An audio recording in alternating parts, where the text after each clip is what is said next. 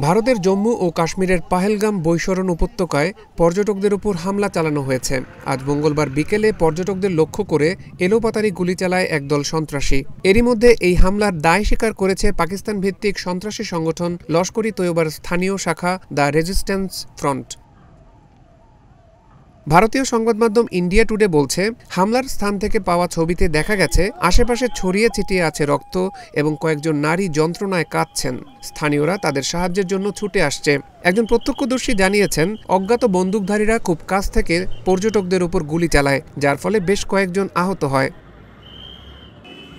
বৈশরণ পাহেলগাম পাহাড়ি স্টেশন থেকে প্রায় ৫ কিলোমিটার দূরে অবস্থিত এবং কেবল পায়ে হেঁটে অথবা ঘোড়ার গাড়িতে করেই সেখানে পৌঁছানো যায়। হামলার পরপরই নিরাপত্তা বাহিনী এলাকাটি ঘিরে ফেলে।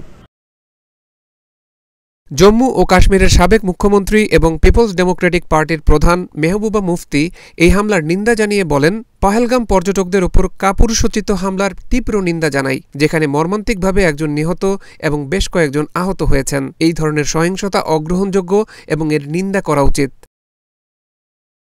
প্রাথমিকভাবে জানা গেছে বেশ কয়েকজন পর্যটক ট্রেকিং করছিলেন, সেই সময় তাদের উপর হামলা চালানো হয়। পর্যটকদের ভিড়ে মিশেছিল হামলাকারীরা। এই ঘটনার পরই সেনা এবং পুলিশ ঘটনাস্থলে পৌঁছায়। পুলিশ সূত্রে খবর, আহতদের মধ্যে ৩ জন স্থানীয় এবং ৩ জন রাজস্থানের।